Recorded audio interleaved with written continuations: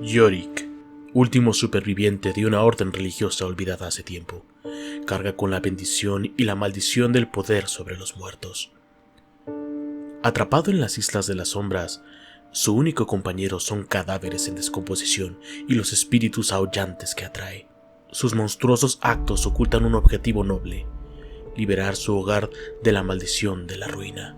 Yorick no llevó una vida normal, ni siquiera de niño.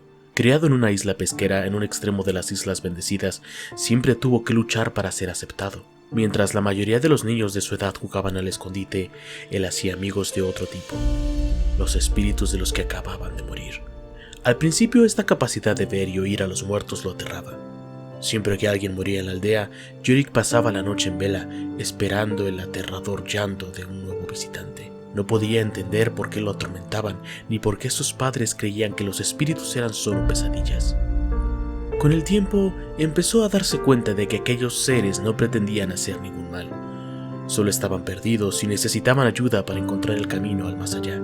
Y como solo él parecía capaz de verlos, decidió convertirse en su guía y escoltarlos hasta lo que quería que los esperase por la eternidad. Era una tarea agridulce. Yorick disfrutaba de la compañía de los fantasmas, pero cada uno al que daba descanso era un nuevo amigo del que tenía que despedirse. Para los muertos era un salvador, pero para los vivos un paria. Los aldeanos solo veían a un niño perturbado que hablaba con gente que no estaba ahí. Las historias sobre sus visiones no tardaron en propagarse más allá de la aldea, hasta llamar la atención de una pequeña orden de monjes de las Islas Bendecidas. Sus enviados viajaron hacia la isla de Yorick, convencidos de que podían convertirse en una herramienta de su fe.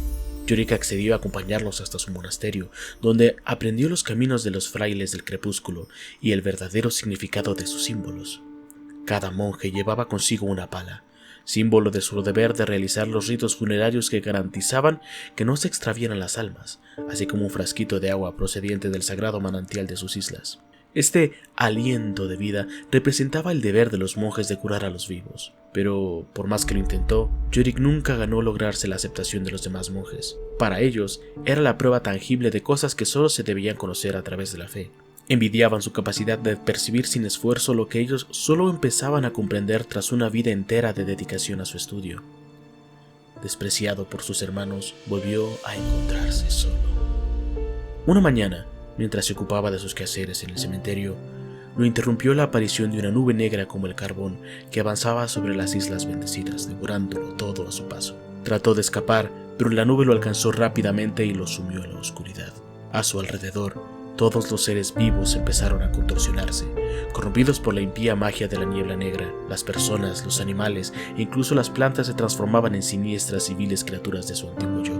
El aire turbulento que los rodeaba estaba cuajado de susurros, y sus hermanos comenzaron a arrancarse los frascos de agua curativa del cuello, como si les causara una profunda angustia.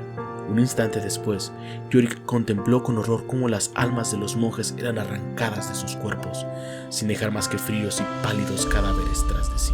Entre los gritos cada vez más débiles de sus hermanos, solo Yorick podía oír las voces que sonaban en la niebla.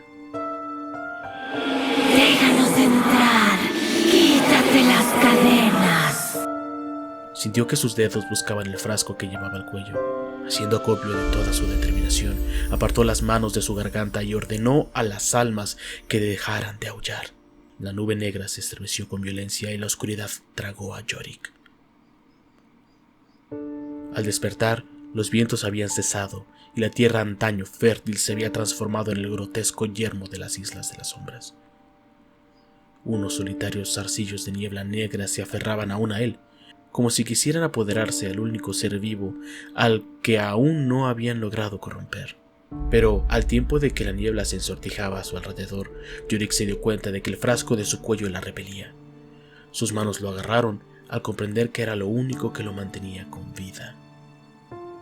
Durante los siguientes días recorrió la isla en busca de supervivientes, pero no encontró otra cosa más que los retorcidos restos de sus antiguos habitantes. Por todas partes, lo único que podía ver eran los espíritus desdichados que se levantaban de sus cadáveres. Mientras buscaba, poco a poco, empezó a juntar las piezas de los sucesos que habían desembocado en aquel cataclismo. Un rey había arribado a la isla para resucitar a su reina, pero lo único que había conseguido había sido condenar al archipiélago entero con todos sus habitantes. Yorick habría querido partir en busca de aquel rey arruinado para deshacer aquella maldición que él mismo había provocado. Pero se sentía impotente ante la infinidad de muerte que lo rodeaba. Casi perdido en su tristeza, comenzó a hablar con los espíritus que había a su alrededor, tratando de encontrar el mismo consuelo que de un niño. Pero mientras se comunicaba con la niebla, los cadáveres empezaron a salir de sus tumbas, atraídos por su voz. Entonces comprendió que los cuerpos que había enterrado en su día estaban ahora bajo su mando. Un destello de esperanza se encendió en su corazón, sumido en la desesperación. Para liberar las islas de la sombra, utilizaría su poder y sus fuerzas. Para acabar con esta maldición, se vería obligado a utilizarla. Mira todo el mal que haces. Es algo necesario. Y bien, esto ha sido la biografía de Yorick. Denle like si les gusta y nos veremos aquí pronto. Bye bye.